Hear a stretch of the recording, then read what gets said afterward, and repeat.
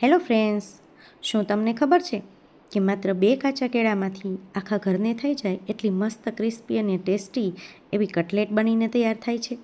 તો ચાલો જોઈએ. એના માટે આપણે 2 કાચા કેળાને નાના નાના ટુકડા કરી અને ઢોકળિયા કુકરની અંદર અથવા તો લોયાની અંદર જેમ ઢોકળા બાફીએ છીએ એ રીતે સરસ રીતે આપણે બાફી લેવાના છે.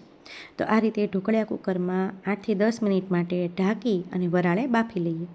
ત્યાં સુધીમાં એક લોયાની અંદર 2 કપ ચોખાના પૌવા લઈ એને ઝાઝા પાણીમાં 4થી 5 વખત સરસ રીતે ચોળી અને ધોઈ નાખવાના છે અને વધારાનું પાણી કાઢી અને આ રીતે ઢાંકીને મૂકી દેવાના છે.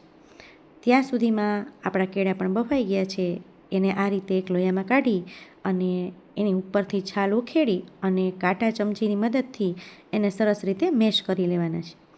તમે એના માટે ગ્રેટરનો ઉપયોગ પણ કરી શકો અને પાઉંભાજી મેશરનો ઉપયોગ પણ કરી શકો. આ રીતે મેશ થઈ જાય એટલે આપણે જે પૌવા પલાળ્યા છે એ પૌવા એકદમ સોકી થઈ ગયા છે, એટલે એકદમ પલળી ગયા છે અને એમાં સેજ પાણીનો ભાગ પણ વધારે રાખવાનો, જેથી આ રીતે એનો લોટ બાંધી શકાય. ત્યારબાદ પૌવા છે એને સરસ રીતે હાથથી મસળી લેવાના છે, એટલે કે આપણે લોટ બાંધીએ ને એ રીતે એને મસળી લેવાના છે. ત્યારબાદ એની અંદર આપણે મસાલો નાખીશું. તો આ કેળા જે આપણે મસળીને તૈયાર કર્યા છે એ બાફેલા કેળા પણ એની અંદર નાખી દઈએ અને 2 ચમચી અહીંયા બાઇન્ડિંગ માટે આપણે ચોખાનો લોટ નાખવાનો છે. ત્યારબાદ મસાલાની અંદર જોઈએ તો 2 ચમચી આદુ મરચાંની પેસ્ટ લઈ લઈએ. અહીંયા આદુ મરચાંની પેસ્ટથી જ આપણો ટેસ્ટ વધશે. ત્યારબાદ મકાઈના દાણા અને ગાજરના કટકા બાફી અને લઈ લેવાના છે.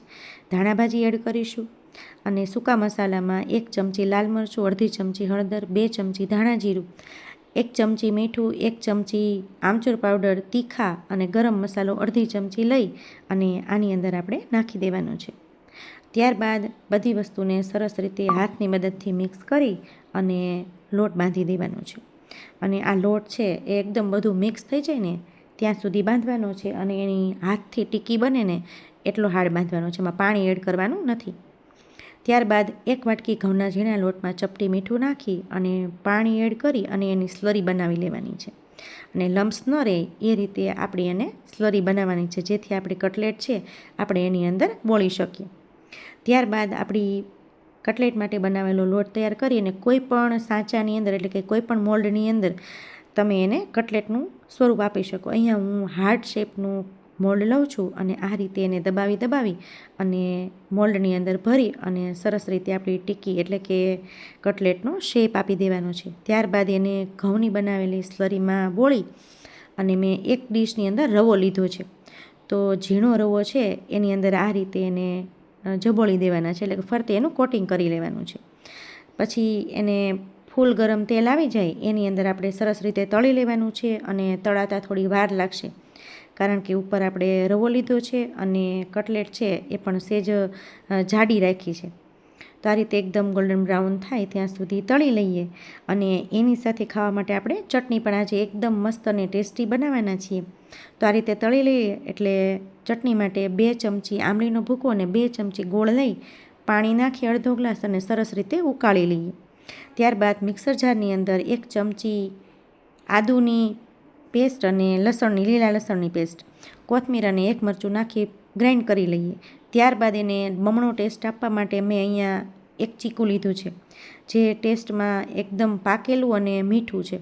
એની છાલ ઉખેડી અને બીજનો અને વધારાનો ભાગ કાઢી અને નાના નાના કટકા કરી અને આ ચટણીની અંદર ઉમેરી અને ફરી પાછો 1 રાઉન્ડ મારી દઈએ. તો આ રીતે આપણે બધું ગ્રાઇન્ડ કરેલો મસાલો છે એ ગોળ આંબલીનું જે પાણી ઉકાળ્યું છે એની અંદર એડ કરી દઈએ. એમાં ચપટી મીઠું અને ધાણાભાજી નાખી અને મિક્સ કરી દઈએ. તૈયાર છે આપણી કટલેટ સાથે ખાવાની એકદમ મસ્ત અને ટેસ્ટી અને રોજ ટ્રાય કરી શકાય એવી ચટણી. તો આમાં તમે આંબલીને બદલે તમે આમચૂર પાવડર પણ યુઝ કરી શકો. તો આપણી કટલેટ કેટલી ક્રિસ્પી થઈ છે તમે એનો અવાજ સાંભળી શકો છો. અને ખાલી ક્રિસ્પી નથી પરંતુ ટેસ્ટમાં પણ એટલી જ મસ્ત છે. તમે એનું ટેક્સચર જોઈ શકો. આપણે એના 2 ભાગ કરીએ છીએ અને અંદરથી લુકવાઇઝ પણ એટલી ટેસ્ટી છે અને ટેસ્ટવાઇઝ પણ એટલી ટેસ્ટી છે. તો આ રીતે તમે પણ એક વખત ચોક્કસથી તમારા બાળકો માટે આવી કટલેટ બનાવી દેજો. અને જેને બટેટા છે એ ખાઈને ધરાઈ ગયા હોય તો એના માટે આ બેસ્ટ ઓપ્શન છે. આ રીતે તમે ચોક્કસથી ટ્રાય કરજો. ઘરના બધાને ખૂબ ખૂબ ખૂબ અને ખૂબ જ ભાવશે એની મારી ગેરંટી છે.